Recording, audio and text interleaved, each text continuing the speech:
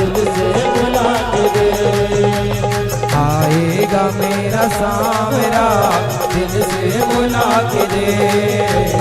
आएगा मेरा सांवरा दिल से बुला के दे। हाँ दिल में तू श्याम नाम की, दिल में तू श्याम नाम की जरा ज्योति जला के दे। आएगा आएगा आएगा मेरा सांवरा दिल से बुला के दे। आएगा मेरा सांवरा दिल से बुला के दे। आएगा मेरा सांवरा दिल से बुला के दे। अरे मस्ती भरी शाम है, मेरा कान्हा मेरे साथ है। भागो भले लो मजा, डरने की क्या बात है। होंगे बड़े न्यारे न्यारे न्यारे, होंगे बड़े न्यारे न्यारे, होंगे बड़े न्यारे न्यारे न्यारे, होंगे बड़े न्यारे न्यारे। मत हो न मन बावरे उदास, ये सांवरा जरूर आएगा। मत हो न मन बावरे उदास, ये सांवरा जरूर आएगा। मन में रखना विश्वास, ये सांवरा जरूर आएगा। मत हो न मन बावरे उदास, ये सांवरा जरूर आएगा। आएगा मेरा सांवरा दिल से बुला के दे।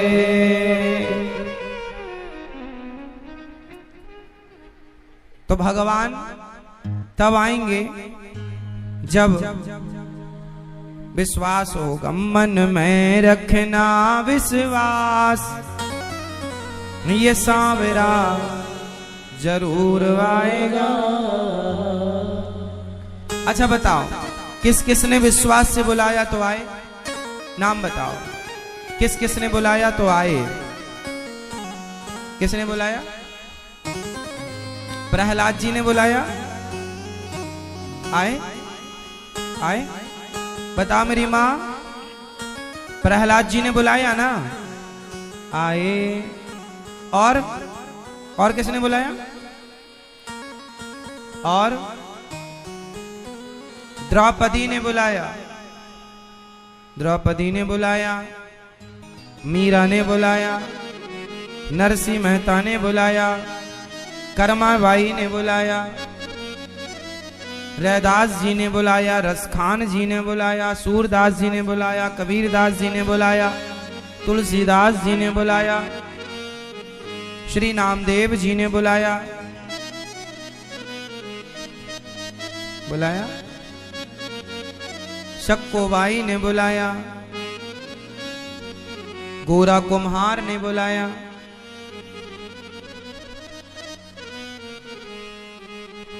जनाबाई ने बुलाया। जनाबाई के उपलों से क्या आवाज आती थी? जनाबाई के उपलों से क्या आवाज आती थी मैया? उपला जानते हैं क्या?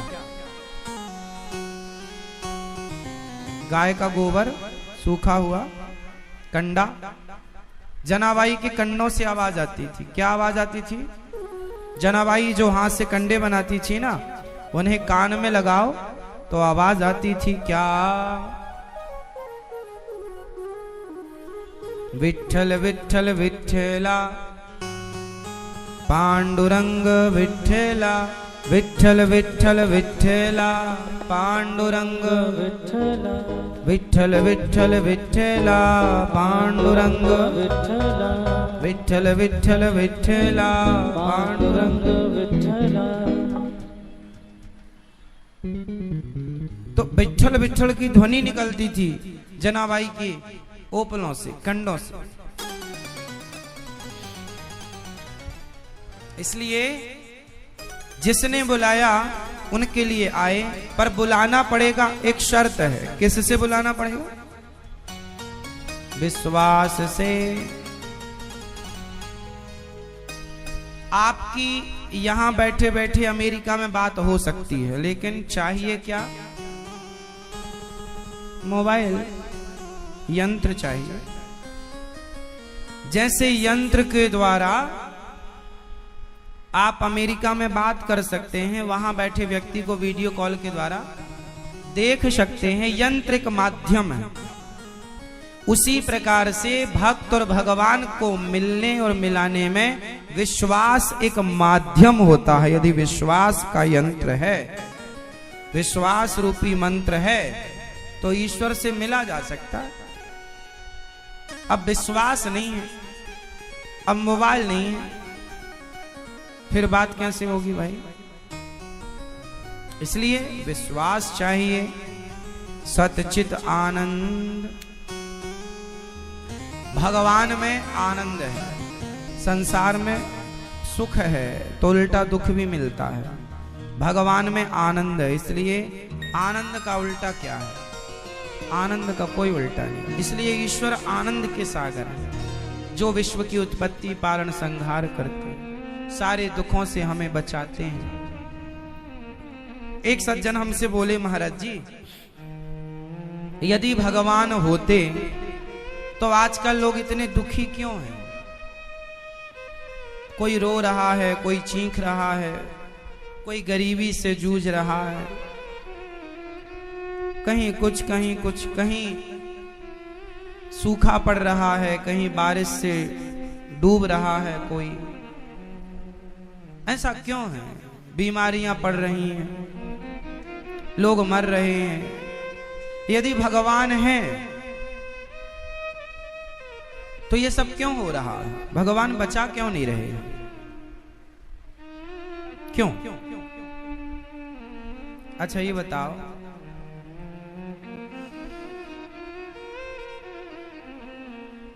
अब आप एक छोटी सी बात समझो। महाभारत के युद्ध में कितने लोग मारे गए थे? कितने? कम से कम 3 करोड़ लोग,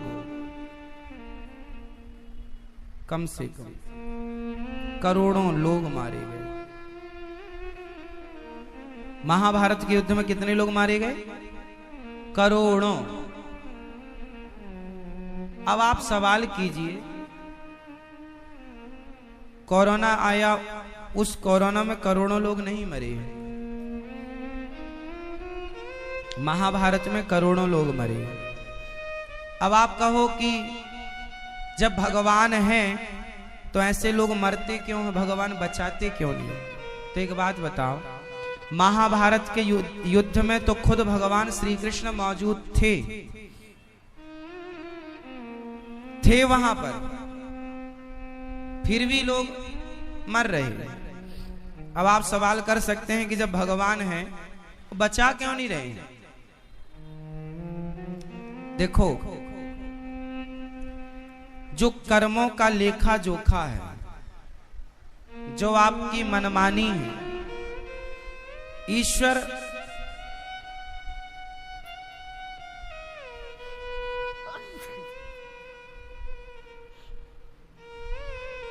ईश्वर कैसे काम करते हैं, मैं काम करने का तरीका बता रहा हूं ईश्वर का, फिर आप समझ पाएंगे मेरी बात।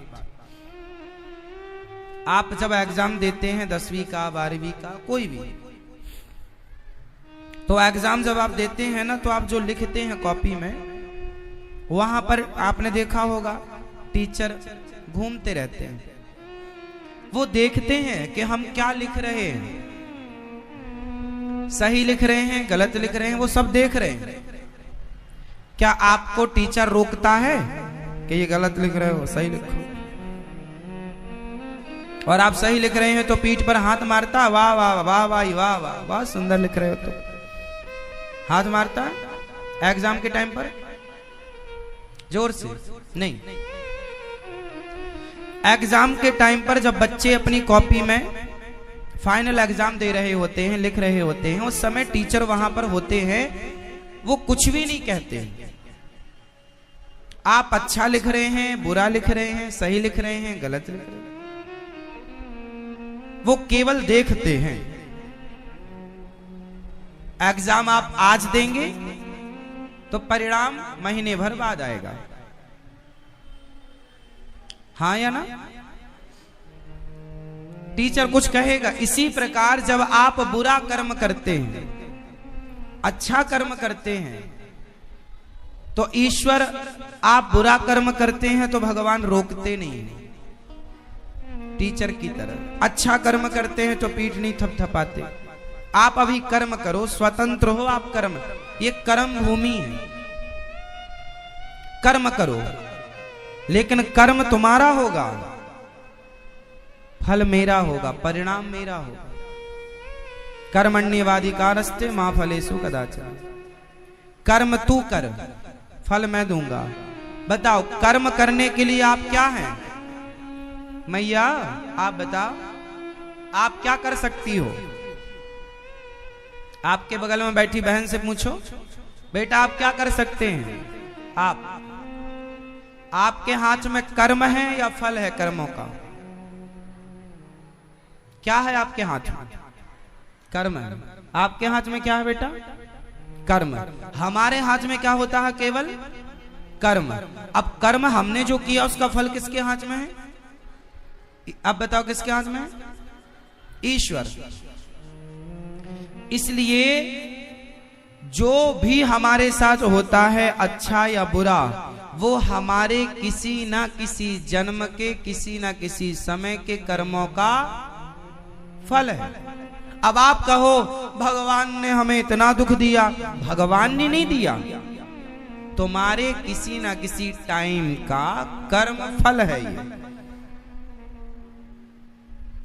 महाभारत में जो लोग मरे उनका कर्म फल था। भगवान ने तो मना किया था दुर्योधन से, महाभारत ना करो, शांति दूत बनकर गए थे। क्यों नहीं माने आप? कर्म किया ना भगवान ने, अच्छा अब नहीं मानोगे तो फल आएगा। भगवान ने कर्ण को मना किया कि तुम कौरवों का साथ मत दो, पांडवों का भी मत दो,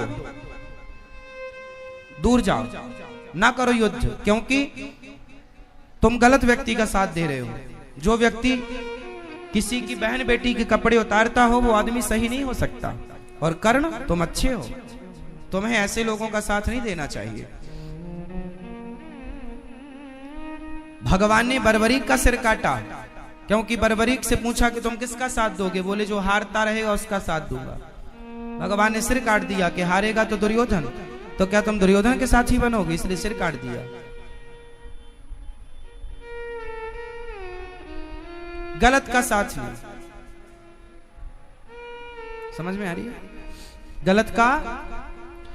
और जो हम भोग रहे हैं, जो हमारे साथ हो रहा है, अच्छा या बुरा, वो सब हमारे ही अपने कर्म का फल है। भीष्म पितामह बाणों की सैया पर लेटे, बताओ क्यों लेटे? आप बताओ मैया, आप बताओ। भीष्म पितामह बाणों की सैया पर क्यों लेटे? मेरी मां बताएंगी।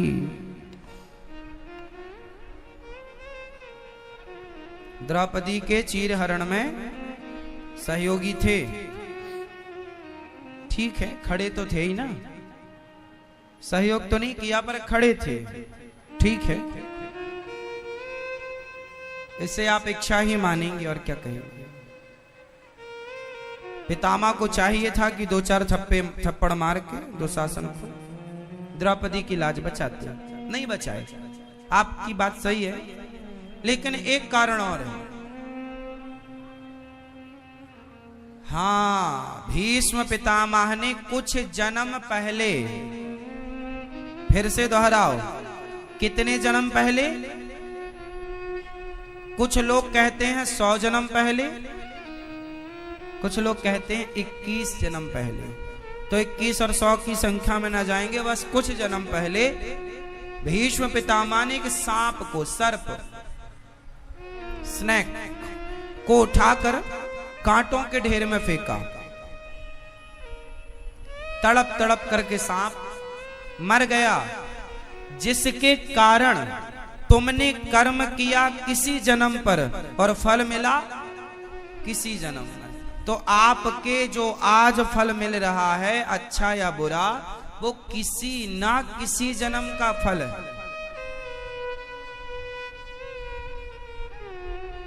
है ना मेरी मां।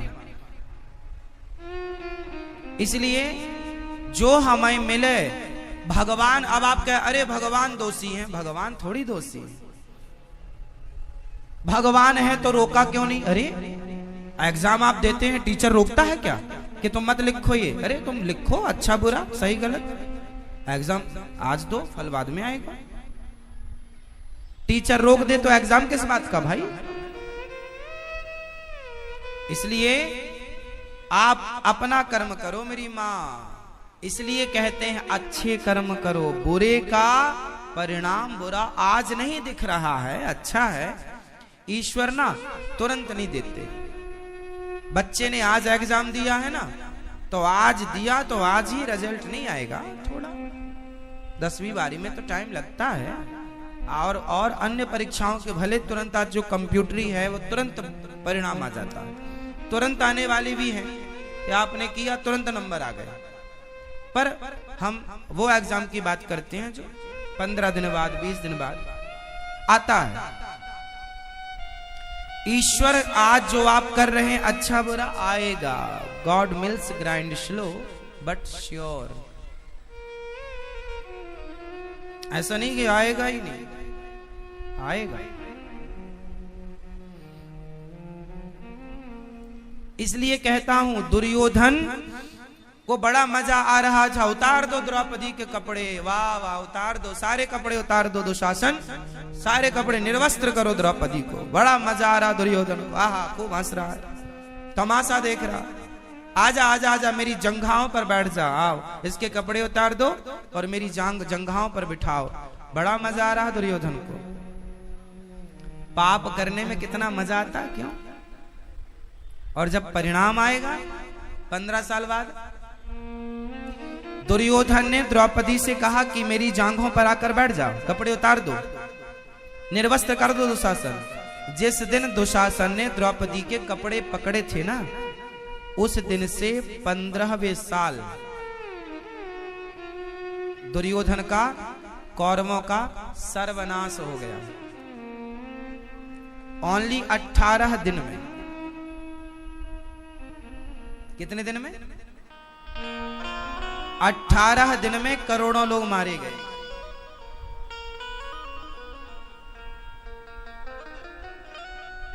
कोई पानी देने वाला नहीं बचा। पाप करने में बड़ा मजा आता है, भ्रष्टाचार, बेईमानी, चोरी, खूब मजा आता है। कर लो भैया कर लो, झूठ बोल लो, छल कर लो, ठग लो, लूट लो दुनिया को। लेकिन जब ईश्वर अपनी लाठी, कहते ना ईश्वर की लाठी में आवाज, हाँ पता भी नहीं चलेगा कहां से मारेगा। इसलिए कहता हूं रे बाबा, संभल संभल कर चलना रे भैया। लाख आंख से देख रहा है तुझे देखने वाला, सच की खेती कर ले चतुर नर, समय गुजरता जाता मेरे मालिक की दुकान में सब लोगों का खाता, सबका लेखा जोखा। बड़े बड़े कानून प्रभु के, बड़ी बड़ी मर्यादा, किसी को कौड़ी कम नहीं देता, किसी को दमड़ी ज्यादा। समझदार तो चुप रह जाता, मूर्ख शोर मचाता, मेरे मालिक की दुकान में सब लोगों का। अच्छी करनी कर लो रे मैया, अच्छी करनी कर लो रे भैया, कर्म न करियो काला। लाख आंख से देख रहा है तुझे देखने वाला, सच की खेती कर लो चतुर नर, समय गुजरता जाता मेरे मालिक की दुकान में सब लोगों का।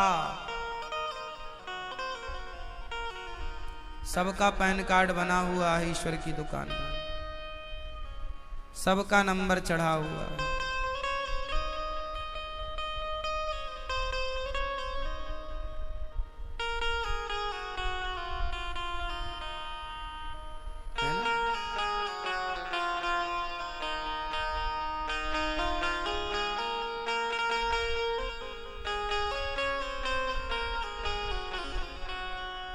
हाँ अच्छा,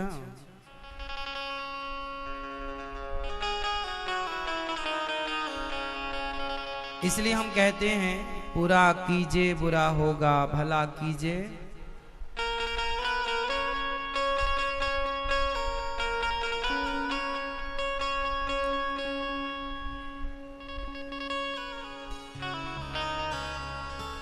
सजन रे झूठ मत बोलो, प्रभु के पास जाना, न हाथी है न घोड़ा है, वहाँ पैदल ही जाना।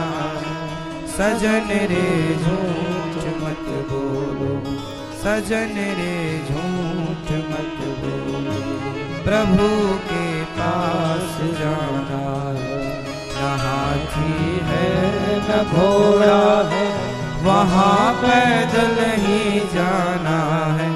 सजन रे झूठ मत बोलो, तुम्हारे महल चौबारे यहीं रह जाएंगे सारे, तुम्हारे महल चौबारे यहीं रह जाएंगे सारे। अकड़ किस बात की प्यारे, अकड़ किस बात की प्यारे, ये सर फिर भी झुकाना है।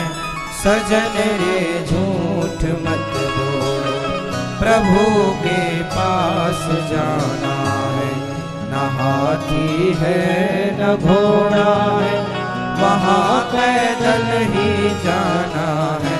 सजन रे झूठ मत बोलो, प्रभु के पास जाना है। भला कीजिए भला होगा, बुरा कीजिए बुरा होगा, भला कीजिए भला होगा, बुरा कीजिए बुरा होगा। वही लिख लिख के क्या होगा, वही लिख लिख के क्या होगा, यही सब कुछ चुकाना है। सजन रे झूठ मत बोलो, प्रभु के पास जाना है, न हाथी है न घोड़ा है, वहाँ पैदल ही जाना है। सजन रे झूठ मत बोलो, लड़कपन खेल में खोया, जवानी नींद भर सोया। लड़कपन खेल में खोया, जवानी नींद भर सोया। बुढ़ापा देख कर रोया, बुढ़ापा देख कर रोया, वही किस्सा पुराना है। सजन रे झूठ मत बोलो, प्रभु के पास जाना है, न हाथी है न घोड़ा है, वहाँ पैदल ही जाना है। सजन रे झूठ मत बोलो, प्रभु के पास जाना। भला कीजिए बुरा कीजिए, क्या बात है। मैं कई बार जब समय मिलता है ना, मैं ये गीत बहुत सुनता हूँ। मेरे फेवरेट जो भजन गीत हैं उनमें से एक ये भी है, सजन रे झूठ मत बोलो, प्रभु के ना हाथी है, हाँ? हाँ? सच नहीं बोला जाता।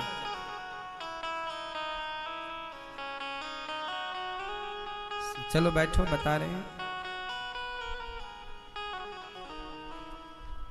कुछ लोग कहते हैं कि झूठ नहीं बोलेंगे तो काम नहीं होगा, बिजनेस नहीं चलेगा, बोलना ही पड़ता है आज के जमाने में। क्यों? ऐसी निवेदन है आपका? ऐसी बात है?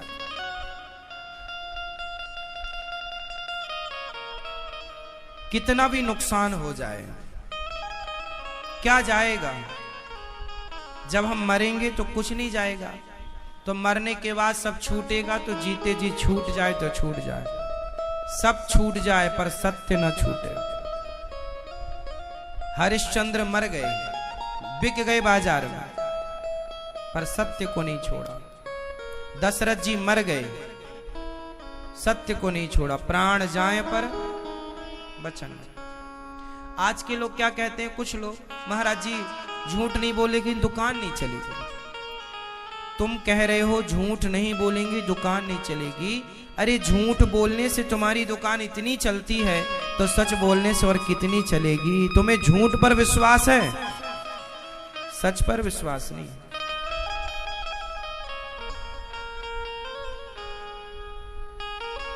अच्छा एक बात बता, जिसकी मिठाई में घी कम होता है और जिसकी मिठाई में घी ज्यादा होता है, जो मिलावटी मिठाई बेचते हैं और जो शुद्ध देसी घी की मिठाई बेचते हैं, तो शुद्ध देसी घी की मिठाई बेचने वाले को थोड़ा ये प्रूव करने में टाइम लगता है कि भाई साहब मेरी मिठाई शुद्ध है, और जिस दिन प्रूव कर लेगा वो, उस दिन उसे ग्राहकों की कमी ना होगी। आदमी 200 रुपए ज्यादा देगा इस विश्वास से कि भाई इस आदमी के साथ हम इस पर विश्वास कर सकते हैं, भरोसा, ये झूठ नहीं बोलता। और जो बेईमानी से मिठाई बेच रहे हैं, बेईमानी से काम कर रहे हैं। एक जगह एक मिठाई वाले को मैं जानता हूं,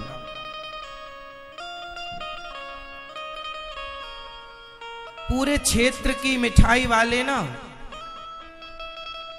रोते हैं, और वो एक मिठाई वाला है, ग्राहक कम नहीं, उसकी मिठाई बनी कि बनने के 2 घंटे के अंदर खत्म, और महंगी 1000 रुपए किलो, 2000 रुपए किलो, 5000 रुपए किलो। लेकिन लोग बताते हैं उसके बारे में कि वो आदमी क्वालिटी से समझौता नहीं करता। अब बताओ, उसकी दुकान इतनी चलती है तो झूठ के बल पर चल रही है। आपके क्षेत्र में सुनार बहुत होते हैं, पर किसी सुनार के पास ज्यादा भीड़ होती है। बस विश्वास जीतने की बात है ना, लोगों को यह विश्वास हो जाए कि आदमी ईमानदारी से काम कर रहा है, और लोगों को पता लग जाए कि आदमी बेईमान है, और बेईमान होने के बाद आदमी पूरा सही काम करे तो आदमी विश्वास नहीं करेगा। लोग कहते हैं ना कि सच्चाई का जमाना नहीं रहा ना मेरी माँ, ये धरती सच्चाई के बल पर ही टिकी हुई है। आपका जो सवाल है मैं शाम को समझूंगा, कल उत्तर दूंगा, ठीक है? पर आपको, सबको हम कह रहे हैं झूठ पर नहीं, सच्चाई पर, ईमानदारी। आज यदि आप मार्केट में रहना चाहेंगे ना, तो आप मार्केट में जाके देखिए, आप शुद्ध देसी घी खरीदने जाइए। कुछ ब्रांड ऐसे हैं जो दावा करते हैं कि हमारा घी शुद्ध है, और जिनने विश्वास जीत लिया उनका कितना भी महंगा हो बिकेगा, और विश्वास नहीं जीता तो वो शुद्ध ही देते हैं, पर कोई ग्राहक नहीं। तो बात विश्वास की है या नहीं? तो आज भी संसार किस पर चल रहा, झूठ पर या विश्वास पर, सच पर? बोलो, सच पर या झूठ पर? ये पूरा बाजार खड़ा है सच पर मेरी माँ, माना कि झूठे लोग हैं,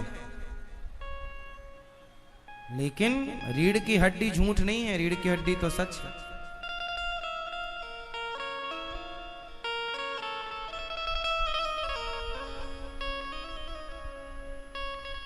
इसलिए आप सच के साथ चलो। आज जितने भी नाम वाले ब्रांड हैं, जो भी बड़ा नाम है, वो केवल इसलिए कि वो अपनी क्वालिटी बना के रखते हैं, सच पर चलते हैं। जो पैसा लेते हैं वो काम देते हैं। कुछ चीज ऐसी हैं जो पैसा ले लिए पर चीजें टिकाऊ नहीं है। अब मार्केट में टीवी है, पंखा है, आप लोकल चीजें खरीद लेते हैं, 2-4 महीने में ही बिगड़ जाता है। पर जो ब्रांडेड चीजें हैं पैसा तो लगेगा, पर वो चीजें सत्य पर चल रही हैं। वो कह के देते हैं कि भाई 1 साल 2 साल की गारंटी है, हम सुधार कर देंगे, ये है वो है, और चीजें टिकाऊ है। मतलब सत्य जो है ना आज भी बाजार में है। क्या कहते हैं आप? है सत्य नहीं होगा ना, अरे और की क्या कहें, सट्टा बाजार चलता है। सट्टा नहीं खेलना चाहिए, लेकिन सट्टा भी सत्य पर ही टिका हुआ है। आपने सट्टा लगाया, उसका कोई एग्रीमेंट तो होता नहीं है कि आपने लगाया है, पर आपने यदि जीता है तो सामने वाला आपको पैसा देता है बेईमानी का काम, है गलत काम, पर उस गलत काम में भी वो चल इसलिए रहा क्योंकि वहां भी ईमानदारी है। देना पड़ता है उसको, जो जीत गया उसे देना पड़ता है। अब चोर चोरी करते हैं पूरी रात, पर चोरी करने के बाद बंटवारा करने के समय क्या बोल दो, भाई ईमानदारी से करना। खुद बेईमान है, लेकिन बात किसकी कर रहे हैं? ईमानदारी। तो ईमानदारी के बिना तो गुजारा किसी का नहीं है ना मेरी मां। है किसी का गुजारा हो तो बताओ। आप कितना भी बेईमान हो जाओ, लेकिन ईमानदारी और सत्य की जरूरत पड़ेगी। और ये पृथ्वी आज माना कि 100 में से 99 लोग बेईमान हो गए, माना कि, पर जो एक आदमी ईमानदार है, उस एक आदमी के बल पर ये पृथ्वी, ये धर्म संस्कृति टिकी हुई है। वो एक के बल पर। जिस दिन वो एक बिगड़ जाएगा, उस दिन पृथ्वी रसातल में चली जाएगी, उस दिन प्रलय हो जाएगा। इसलिए हमने कहा सजन रे झूठ ना बोलो। प्रभु के सब देख रहे हैं भगवान, इसलिए जो आज किया वो कल मिलना। इसलिए दोष किसी को ना दो कि तुम्हारे कारण हमारे कर्म दंड है। भगवान किसी को दुख नहीं देते, भगवान किसी को दुखी नहीं करते, केवल कर्मों का दंड मिलता है। इसलिए अच्छे कर्म करो, बुरे नहीं। भगवान ऐसे भगवान जो सत्यम परम धीमहि हैं, श्री कृष्णाय वयम नुमः। ऐसे भगवान जो दुखों से बचाते हैं, तापत 3 प्रकार के दुख, तापत्रय विनाशाय दैहिक दैविक भौतिक। ऐसे राधा सहित कृष्ण को प्रणाम करते हैं। सुखदेव भगवान का जन्म हुआ, जन्म लेते ही सन्यासी हो गए। प्रणाम। नैमिषारण्य में 88,000 संत बैठे थे। सूत जी आए, सौनक आदि ऋषियों ने प्रणाम किया। सौनक जी ने कहा महाराज हमें कथा सुनाइए। भक्ति ज्ञान विराग आप तो विवेको वर्धते महान। ज्ञान वैराग बढ़े हमारा, भक्ति बढ़े, भक्ति ज्ञान विराग आप हमारा कल्याण हो। कृष्ण प्राप्ति कर्म शाश्वत, जो कृष्ण की प्राप्ति है शाश्वत है, वो हमें कृष्ण की प्राप्ति हो। ठीक है। सूत जी ने कहा मैं तुम्हें सर्व शास्त्रों का सिद्धांत सार सार सुनाता हूं। भागवत जी एक बार देवराज इंद्र ने भी सुनने का मन बनाया। शुकताल में राजा परीक्षित जी भागवत सुन रहे थे। इंद्र का मन हुआ कि चलो हम भी सुन के आए। इंद्र आए स्वर्ग का अमृत लेकर। सुखदेव भगवान ने परीक्षित को भागवत सुनाई, इंद्र को भागवत जी नहीं सुनाई। क्यों? इंद्र अधिकारी नहीं। भागवत सुनने का अधिकारी कौन है? जिसका हृदय निष्कपट हो, निष्काम हो। क्या हो? निष्काम, निष्कपट, निष्काम हो।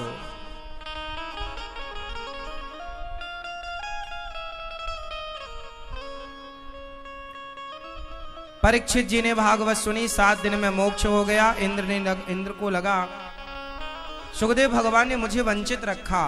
तराजू बांधी और भागवत जी को तौल कर देखना चाहा, तो स्वर्ग का सारा सुख हल्का हो गया। एक पलड़े पर भागवत जी को रखा, दूसरे पलड़े पर स्वर्ग के सुखों को रखकर तौला, तो भागवत जी का पलड़ा भारी था। भागवत जी से तुलना किसी की नहीं हो सकती। भागवत जी केवल पोथी नहीं है, शब्द नहीं है, शब्दों के द्वारा कृष्ण प्रविष्टः कर्ण रंध्रेण, कान से कृष्ण ही प्रवेश करते हैं।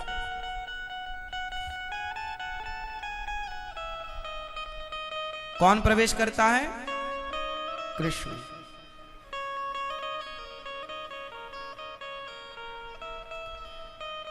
जब भागवत जी सुनी परीक्षित ने और सदगति हुई, इंद्र ने तराजू में तौल कर देखा।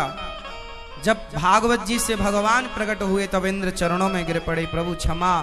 भगवान ने कहा, इंद्र तुम हमें तौलने चले स्वर्ग के सुख से। ये भागवत जी और कृष्ण ये दो नहीं है, प्रत्यक्षः कृष्ण एव ही। कृष्ण और भागवत जी एक है। भागवत ही भगवान है, भगवान ही भागवत जी। भगवान कृष्ण का वांगमय स्वरूप भागवत जी है और राम जी का वांगमय स्वरूप रामायण है, रामचरितमानस। ये दो चीजें आपके घर पर होनी चाहिए, भागवत जी और रामायण रामचरितमानस। पढ़ो, केवल होनी नहीं चाहिए, स्वाध्याय। पहले के लोग ना लड़ाई करते थे तो लड़ाई में भी 2-4 चौपाइयां बोल देते थे। सास अपनी बहू को ताने मारती थी ना तो चौपाइयों से मारती थी, है ना। जब सास बहुत समझाए और बहू ना माने तो सास ताने मार देती, हुई है सोई जो राम रची राखा, को करी तर्क बढ़ा वही साखा। और गाली देती थी ना तो गाली भी दे देती, सूप न खा रावण की बहिनी।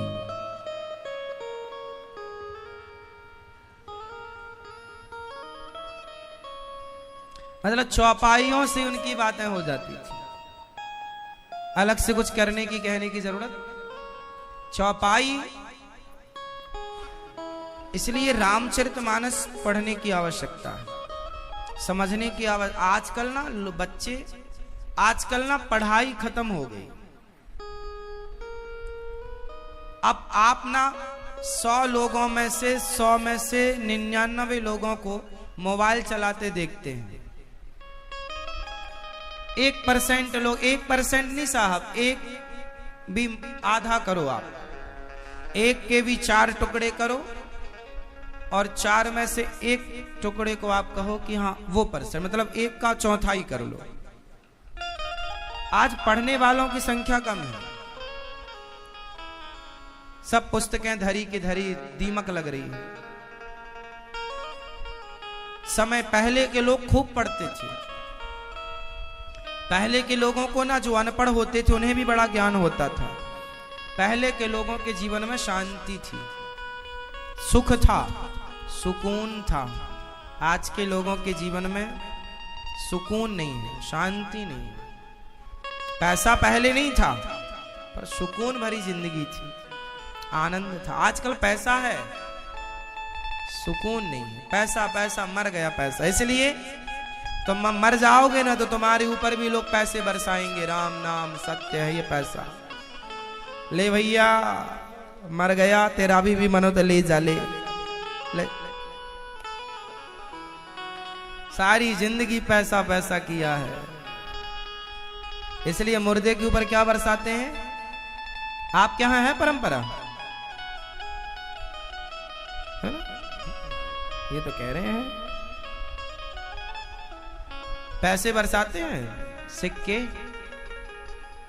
मखाना, मुरमुरा, लाई, बतासा, सब बरसाते। सबका मतलब बड़ा गहरा है, कहो तो बताऊं? सुनना चाहोगे मुर्दे की कथा? नहीं, अपन सब मुर्दा बनेंगे एक दिन, सुन लो। अपने ऊपर भी तो फेंके जाएंगे, अपन थोड़ी बचेंगे।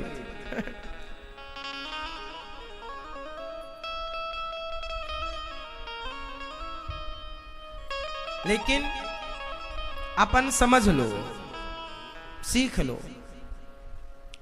आदमी जब मर जाता है तो उसके ऊपर पैसे इसलिए बरसाए जाते हैं ताकि दुनिया को मैसेज दिया जा सके कि देखो ये आदमी जब तक जिंदा था पैसा पैसा करता था, पैसे के लिए भाई से लड़ता, बाप से लड़ता, पत्नी से लड़ता, परिवार से लड़ता, रिश्ते बिगाड़ता।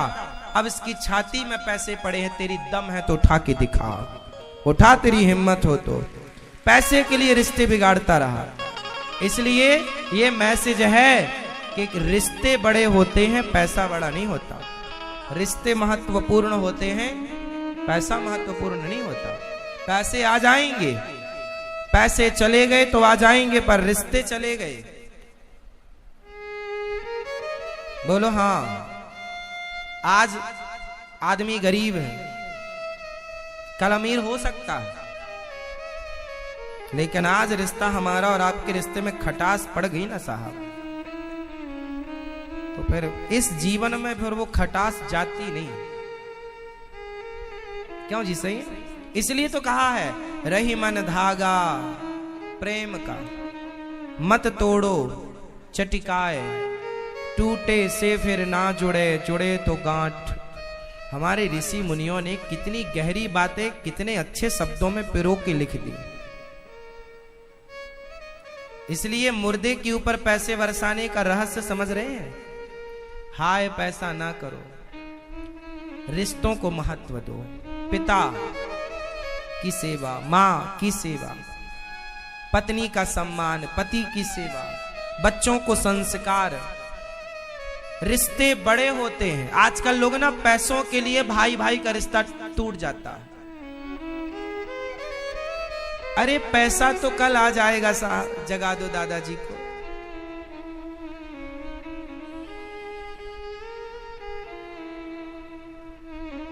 जागो भाई भाई। अच्छा बताओ, भाई भाई का प्रेम बड़ा है या पैसा बड़ा है? जोर से। हमारे यहां एक भाई ने दूसरे भाई के लिए सिंहासन छोड़ी। क्या नाम था उस भाई का? एक भाई ने दूसरे भाई के लिए सिंहासन छोड़ी, बताओ क्या नाम था? जोर से, जोर से, जोर से। भरत। एक नाम और है, आप भूल रहे हैं वो नाम। कौन?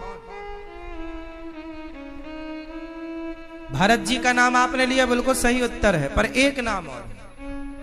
कौन? बता सकते हैं क्या? राम। अब आप कहेंगे राम जी ने कहां सिंहासन छोड़ी? अरे राजाओं का, क्षत्रियों का यह नियम था कि बड़ा बेटा ही राजा बनेगा। ऐसे हिसाब से अयोध्या के राजा राम थे और पिताजी ने घोषणा भी कर दी, सबकी सहमति भी है। लेकिन मेरी मां कह रही है कि मेरा बेटा बैठेगा, तो मां कोई बात नहीं, मैं और भरत कोई अलग थोड़ी हूं। ठीक है, मैं बैठूं या भैया भरत बैठे, यदि मेरे भरत की बैठने से यदि मेरी मां खुश होती है तो भैया को बिठा लो, मैं तुरंत चला। राम जी ने जरा देर ना लगाई और अपने भाई की खुशी के लिए अपने अयोध्या का सिंहासन खाली कर दिया, चले गए वनवास। पिता दीन मोहि कानन राजू, पिता ने जंगल का राजा बनाया। और धन्य है भरत जी जब आए, उन्हें पता लगा कि मेरे भाई वनवास चले गए और ये राज सिंहासन कारण बनी। तो भरत जी ने उस सिंहासन को देखा तक नहीं, चाहते तो राजा बन जाते। आज का भाई होता तो भैया का मर्डर भी करवा देता। 14 साल बाद आएगा, क्यों आएगा? नहीं आएगा तो फिर लड़ना पड़ेगा, फिर कुछ ना कुछ तो देनी पड़ेगा। आज का भैया होता तो वहीं मरवा देता जंगल में।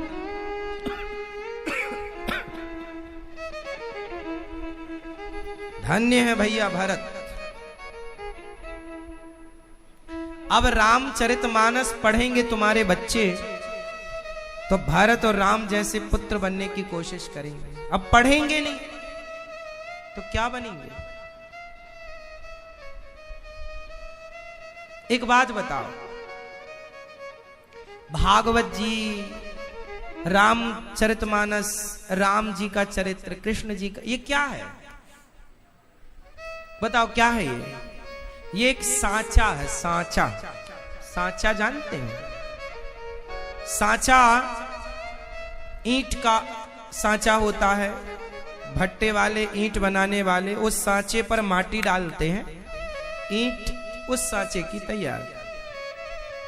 यदि सांचा ना हो तो ईंट कैसी हो? फिर क्या बिना सांचे की ईंट से घर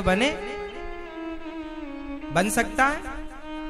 त्रिकोणी ईंट होगी, कहीं ऊंची नीची होगी तो भी फिट ना बैठेगी। वो दीवार ऊंची हो ही नहीं सकती, गिर जाएगी। दीवार बढ़िया होने के लिए एक सांचे की ईंट चाहिए, एक सी ईंट चाहिए।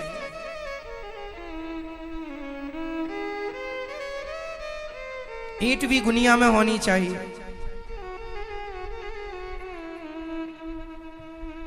हाँ या ना? सांचा, सांचा माटी को एक आकार देता है। सांचा ना हो तो आभूषण ना बने, जरूरी है। तो राम कथा और कृष्ण कथा, भागवत कथा, ये सांचा है। एक ऐसा सांचा आप अपने बच्चों को राम कथा में, कृष्ण कथा में, रामचरितमानस में, भागवत जी में, भगवत गीता में प्रवेश करा दो। अपने आप बच्चे उस हिसाब से बनकर बाहर निकलेंगे, गीता के सांचे में ढलकर गीता जैसे आचरण करने वाले होंगे, रामायण के सांचे में ढलकर राम जैसे आचरण करने वाले होंगे, और भागवत जी में ढलकर भागवत जी जैसे आचरण करने वाले होंगे। इसलिए हमारे यहां ये सांचा है। आजकल के बच्चे स्कूल में जा रहे हैं पढ़ने, गलत सांचे में ढल रहे हैं तो गलत हो रहे हैं। सिगरेट पीने लग गए, शराब पीने लग गए, जुआ खेलने लग गए। आजकल की लड़कियां, आजकल के लड़के पढ़ने जाते हैं, वहां रिलेशनशिप में रहने लग जाते हैं। आजकल आपने देखा क्या क्या नहीं हो रहा है, क्या क्या नहीं आप लोग सुन रहे हैं, बाजार की घटनाएं। कहां कहां बच्चे दिमाग लगा रहे हैं। इसलिए इन सब से बचने के लिए आजकल बच्चे गलत सांचे पर ढल रहे हैं। शादी हुई नहीं अभी, और आप देखो पढ़े लिखे अधिकांश, सब नहीं, बहुत सारे लोग क्या हो रहे हैं, साथ में रह रहे हैं, रिलेशनशिप, लिव इन रिलेशनशिप बोलते हैं।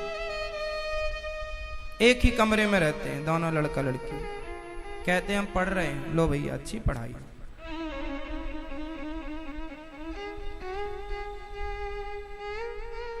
ऐसे तो हमारे यहां कुत्ता बिल्ली रह लेते हैं लिव इन रिलेशनशिप में। हमारे यहां कुत्ता कुत्ती ऐसे तो रहते हैं, जहां मन पड़े वहां मुंह मारो, वहां जाओ। हमारे यहां मर्यादित है चीजें। अब आपके बच्चे रामचरितमानस नहीं पढ़ेंगे तो गलत सांचे पर ढलेंगे, अमर्यादित बनेंगे, और रामचरितमानस पढ़ेंगे तो मर्यादा पुरुषोत्तम की लीला सुन के, पढ़ के वो मर्यादित होंगे। इसलिए हमारे यहां मर्यादा पुरुषोत्तम है। राम जी कौन है? मर्यादा पुरुषोत्तम। तो आप अपने बच्चों को क्या बनाओ? मर्यादित बनाओ। पढ़ाओ लिखाओ खूब, पढ़ाई लिखाई में थोड़ी कमी करना, खूब पढ़ाओ, पर मर्यादा में रहकर पढ़ो। हमारे यहां पहले युद्ध होता था तो युद्ध भी धर्म युद्ध होता था। धर्म क्षेत्र कुरुक्षेत्र, धर्म युद्ध है। मर्यादा में रह के लड़ना है आपको। मर्यादाओं का उल्लंघन करोगे तो परिणाम बुरा होगा, है ना मेरी मां? इसलिए बच्चों को मर्यादित बनाओ, बच्चों को सांचा दो, गीता का, रामायण का, भागवत जी का, सत्संग का, संतों का सांचा। और यदि कहीं गलत कुसंग के सांचे में ढल गए तो कैकई राम की मां है, भरत जी की मां है।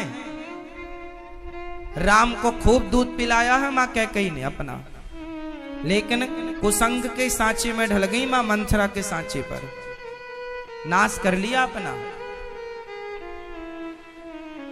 कुसंग सबसे गंदी चीज है, कुसंग से बचना। श्री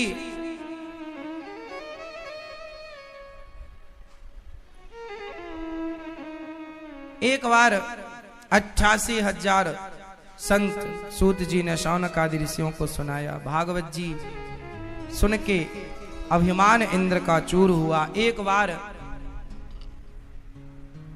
88,000 संतों के बीच में जब सूत जी आए, चर्चा आगे बढ़ी। कहा सूत जी ने कि एक बार भागवत जी नारद जी ने भी सुनी।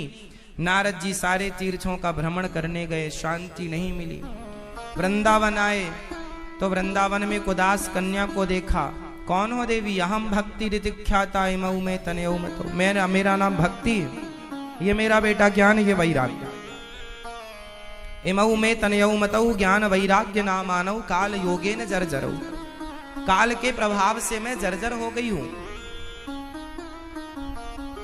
अच्छा, काल मतलब समय।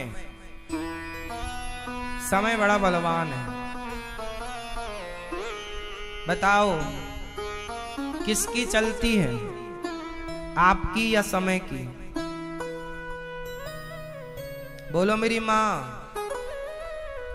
हमारी और आपकी कभी नहीं चलती। क्या होगा? जो समय चाहेगा। पुरुष बली नहीं होते हैं। बलवान कौन है, इंसान या समय? बोलो मेरी मां, मैया, कौन बलवान है? पुरुष बली नहीं होता है, समय होत बलवान। भीलन गोपी लूट लई, वही अर्जुन वही बाण। वही धनुष वही बाण वही अर्जुन। महाभारत को जीतने वाले जंगल के भीलों से हार गए थे।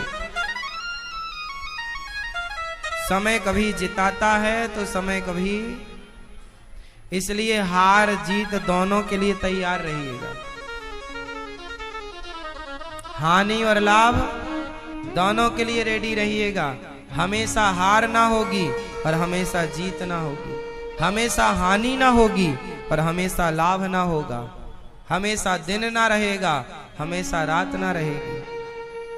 बदलता है हानि लाभ, दिन रात, सुख दुख, उतार चढ़ाव। हर समय में संतुलित रहो। भगवान का अधिक से अधिक चिंतन। भक्ति ज्ञान वैराग्य दुखी थे। नारद जी ने भागवत गीता सुनाई लेकिन दुख दूर नहीं हुआ। तब आकाशवाणी हुई, भागवत सुनवाओ। नारद जी सनकादियों से पूछते हैं क्या करें? बोले भागवत सुनवाओ। हरिद्वार की पावन धरती पर भागवत हुई और भक्ति ज्ञान वैराग्य ने जब भागवत सुनी तो सुनते ही सारा दुख दूर हो गया। भागवत सुनते ही भक्ति का, ज्ञान का और वैराग्य का। इसलिए भागवत जो सुनता, आपका भी दुख दूर होगा। मैं लिख कर दे सकता हूं। 75% तो खत्म हो जाएगा आपका दुख पहली बार में, और 2-4 बार सुन लोगे भागवत जी तो पूरा 100%। भागवत जी दुखी रहने नहीं देते, क्योंकि इतना ज्ञान भागवत जी में मिल जाता है कि समझ में आ जाता है कि हम व्यर्थ में ही दुखी थे, व्यर्थ में ही परेशान थे।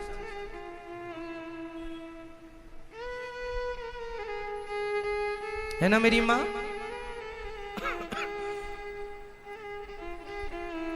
अब भागवत जी सुनकर भक्ति ज्ञान वैराग्य, भक्ति बोली महाराज मैं बैठूं कहां? बोले भक्तों के हृदय में जाओ, हृदय में बैठ जाओ। जो भागवत सुनते हैं भगवान की कृपा से भक्ति उनके हृदय में बैठती है। नारद जी ने एक सवाल किया, महाराज कोई पापी व्यक्ति भागवत सुने तो आश्चर्य नहीं, और मुक्त हो जाए, आश्चर्य नहीं। जिसने जीवन भर पाप किया है, कैसा पापी व्यक्ति भागवत सुन के मुक्त होगा? पुण्यात्मा तो मुक्त हो जाएगा, ठीक है, क्या पापी मुक्त होगा? हाँ। ये मानवा पाप कृतस्तु सर्वदा सदा दुराचाररता विमार्गिगा क्रोधाग्निदग्धः कुटिलाश्च कामिनः सप्ताह यज्ञेन कलौ पुनन्ति ते। कितना भी बड़ा पापी भागवत सुने तर जाएगा। कोई तरा? धुंधकारी नाम का एक व्यक्ति। मैया, एक पंडित जी थे, नाम था आत्मदेव, पत्नी का नाम था धुंधली। उनके घर में सब कुछ था, बेटा नहीं था। बड़े दुखी रहे, बेटा नहीं है, बेटा नहीं है। अच्छा, बेटा होना जरूरी होता है क्या? मैया, ओ मेरी माँ, बता, जरूरी नहीं होता? आप बता, जरूरी होता है? आप क्या कह रही हो मैया, बेटा होना जरूरी होता? कुछ लोग कह रहे हैं होना जरूरी है। अच्छा, बेटा क्यों होना चाहिए? हा? वंश वृद्धि, बेटा क्यों होना चाहिए? वंश वृद्धि, भरता रहे, है ना खानदान, बच्चा। अच्छे तो फिर सुअर हैं 12-12 एक साथ, खूब वंश वृद्धि हो रही है।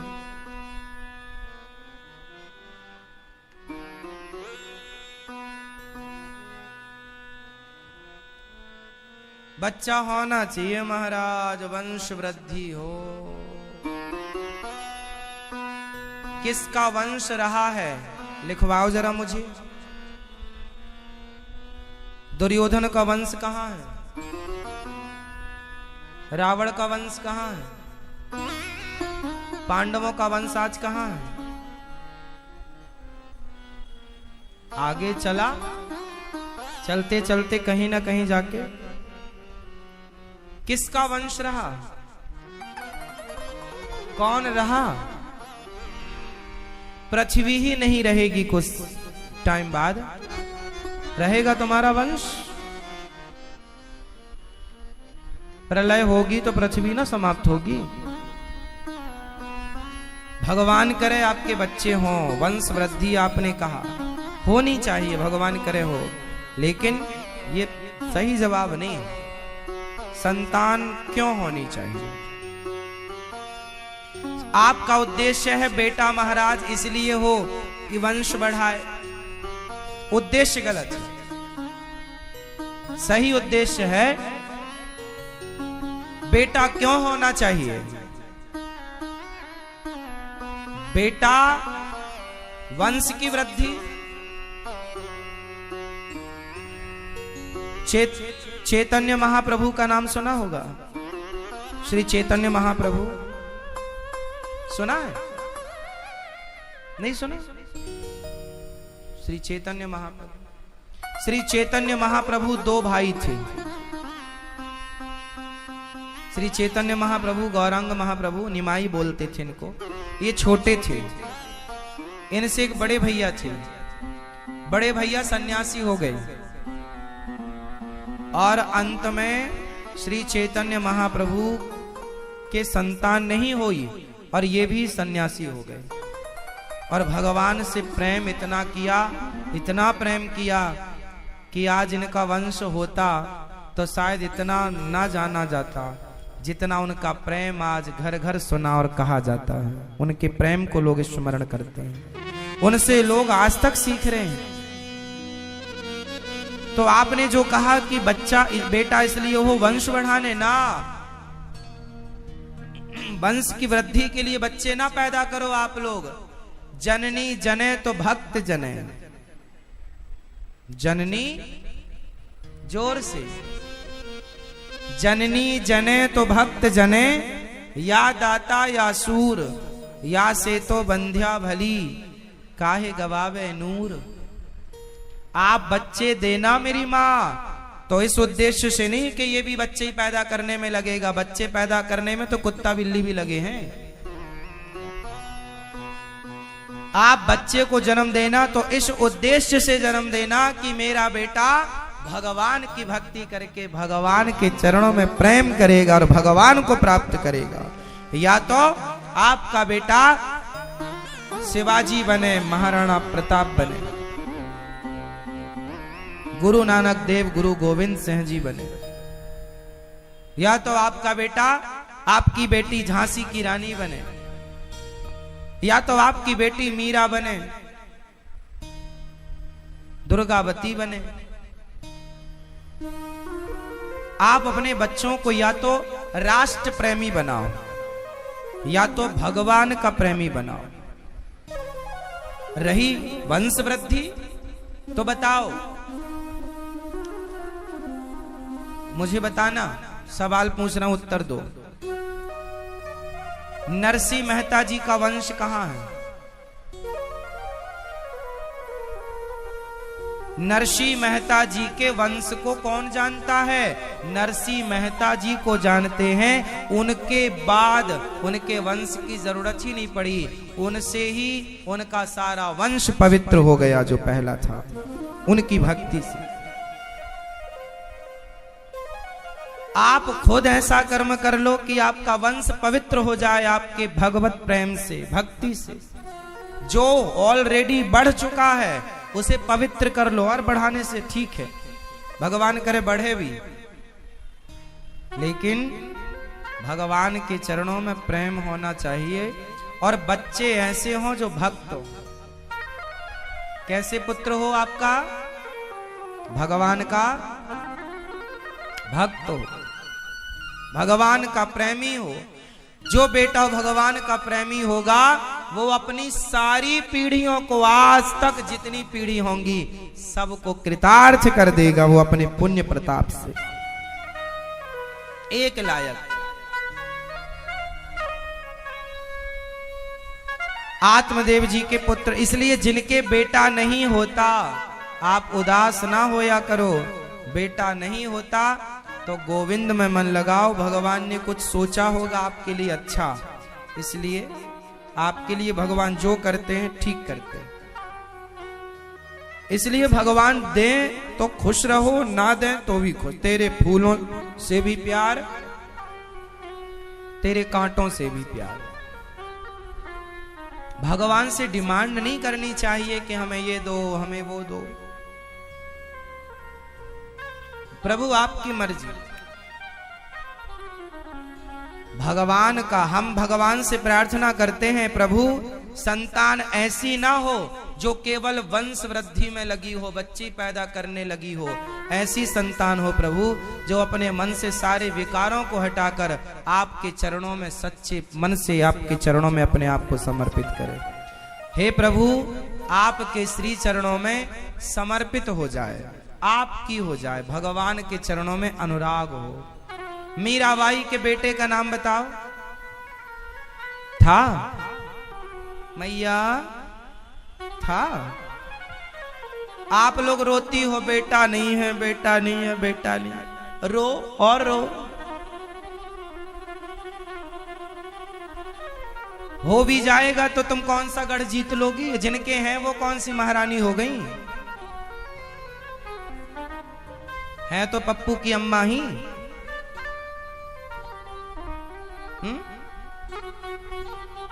चार चार बच्चे भी हो जाएं और नालायक हैं तो क्या करोगे उन नालायक बच्चों का? थे तो 100 बच्चे गांधारी के, 100 के 100 नालायक थे, क्या करोगे? रावण के थे तो 1 लाख बेटे,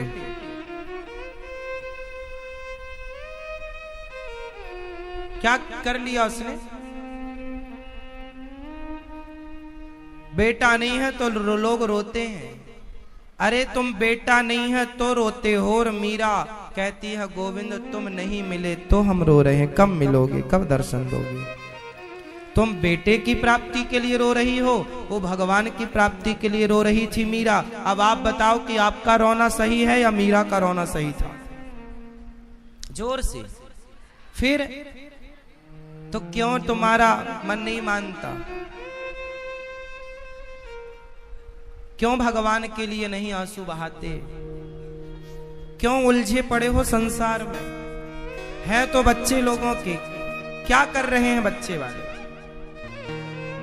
तुम्हारे माँ बाप ने तुम्हारे लिए कमाया, तुम्हारी चिंता करते करते मर गए। अब तुम अपने बच्चों को कमा कमा के दे रहे हो, तुम उनकी चिंता करते करते मर जाओगे। फिर वो अपने बच्चों को कमा के खिलाएंगे, वो उनकी चिंता। ये क्या है? ये इसका अंत क्या है? लाभ बताओ मुझे। इसलिए तुम पैदा हुए हो बच्चे पैदा करने। बताओ, ये जो बच्चा पैदा करना है ना, 84 लाख योनियां हैं, सबको आता है बच्चा पैदा करना। सब बिना पढ़ाए पढ़ लेते हैं, लेकिन भगवान के बारे में बताना पड़ता है। बेटा ऐसे मन लगाओ, ऐसे भगवान के चरणों में प्रीति करो। बताए बताए प्रभु में मन नहीं लगता और विषयों में लगा।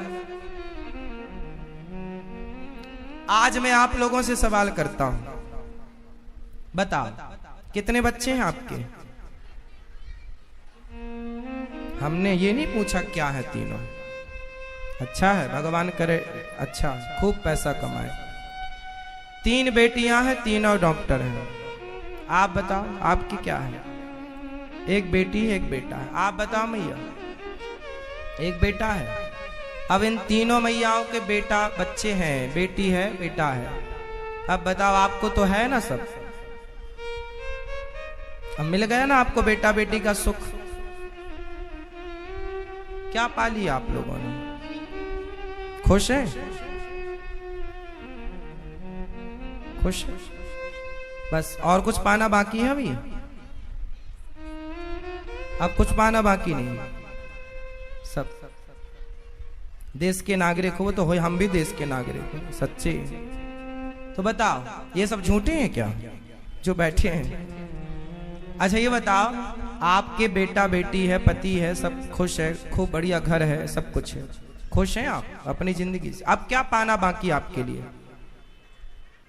बताओ अब क्या शेष है आपकी जीवन में? क्या इच्छा है आपकी? क्या?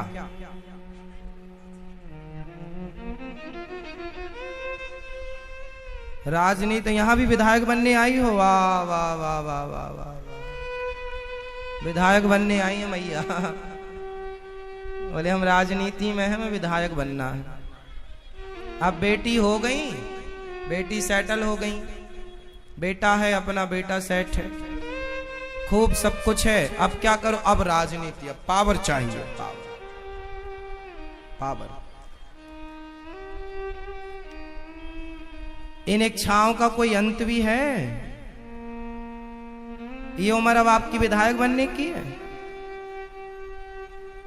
अच्छा भगवान करे बन जाओ।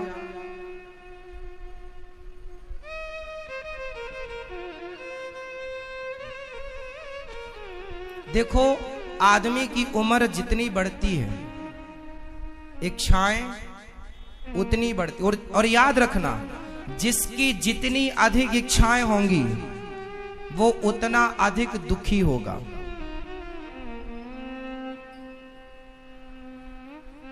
जिसकी जितनी इच्छाएं उतना अधिक दुख। और जिसकी जितनी, हमारे देश में संत हैं, कम इच्छाएं, कोई इच्छा नहीं। अब देखो उद्देश्य अलग है। ये बात ना विचारधारा की। अब किसी को राजनीति में जाना है, सांसद विधायक बनना है, तो उसे उसमें सुख लगता है कि मैं जब बन जाऊंगा तब सुखी होऊंगा। पर जो विधायक बन जाता है ना, वो सोचता है कि अब मैं सांसद बन जाऊं फिर सुखी हो जाऊंगा। सरपंच चाहता है मैं पार्षद बन जाऊं, सुखी हो जाऊंगा। पार्षद चाहता है मुझे विधायक की टिकट मिल जाए, सुखी हो जाऊंगा। विधायक चाहता है मैं सांसद हो जाऊं, सुखी हो जाऊंगा। सांसद चाहता है मुझे मंत्री का पद मिल जाए, मैं सुखी हो जाऊंगा। और अरे गहरे मंत्री चाहते हैं मैं भी प्रधानमंत्री हो जाऊं, मैं सुखी हो जाऊंगा। तो इस संसार में आप नीचे से ऊपर तक देखिए, सुखी कौन है? ऑलरेडी चलो आप तो विधायक नहीं हैं, जो विधायक हैं क्या वो सुखी हो गए? जो सांसद हैं वो सुखी हो गए? इन इच्छाओं को पूरी करते करते एक दिन आप पूरे हो जाएंगे, लेकिन आपकी इच्छाएं पूरी नहीं होंगी। इसलिए आप अपनी इच्छाओं को समाप्त करके और भगवान के चरणों में मन लगाइए। वैसे जो अच्छी विचारधारा के लोग हैं, अच्छे लोग हैं, उन्हें राजनीति में जाना भी चाहिए, क्योंकि अच्छे लोग राजनीति में जाएंगे तो राजनीति अच्छी हो जाएगी। यदि आपकी विचारधारा अच्छी है तो जाओ, वरना लोग अपने अपने मतलब से जाते हैं, सबका अपना अपना होता है नजरिया। तो आज आत्मदेव जी को पुत्र नहीं हुआ, बड़े दुखी थे। आपको बेटा ना हो तो दुखी ना होना, मीरा की तरह प्रसन्न रहना, ठीक है? सबसे बड़ा पद किसका है? मीरा का है या आज की बेटा पैदा करने में जो लगी हो उन स्त्रियों का है? बता। मीरा का पद बड़ा है? वो किसी पद पर ना बैठकर भी उनका पद, इसलिए जो पद होता है, पद कहते हैं पांव को, पद मीन्स चरण। तो जो भगवान के पद को प्राप्त कर लेता है, मतलब जो भगवान के चरणों को प्राप्त कर लेता है, भगवान उसे परम पद प्रदान कर देते हैं। भगवान उसे परम पद प्रदान कर देते हैं। इसलिए पद, भगवान के किसके पद पकड़ो? प्रभु के पद मीन्स चरण, पकड़ लो भगवान के चरणों को। श्री आत्मदेव जी घर से निकल गए, खूब परेशान हुए। संत जी ने फल दिया, फल पत्नी को दिया, पत्नी ने गाय को दे दिया, गाय को बच्चा हुआ, नाम गौकर्ण रखा। बहन का बेटा धुंधली ने खरीद लिया, नाम धुंधकारी हुआ। धुंधकारी ने बड़ा होकर जो पिता को मारा, साहब इतना मारा माँ बाप को कि माँ बाप को निकाल बाहर फेंका घर से। आज कुछ बच्चे अपने माँ बाप को निकाल बाहर करते हैं। आज उन्हीं में से मैं आपका परिचय एक माँ से कराऊंगा, जो माँ गौरी गोपाल आश्रम में आप लोगों ने दर्शन किया होगा, वृद्ध माओ का। कितनी माताएं हैं यहां गौरी गोपाल आश्रम में? 265।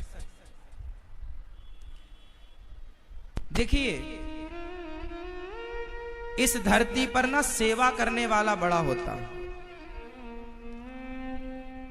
आप कहीं भी रहो, किसी भी पद पर रहो, किसी भी कद पर रहो, किसी भी स्थान पर रहो, भाव कैसा हो? सेवा। क्योंकि आपकी सेवा भावना आपको श्रेष्ठ बनाती है। आज हम आपका परिचय कराएंगे एक मां से, गौरी गोपाल वृद्धाश्रम।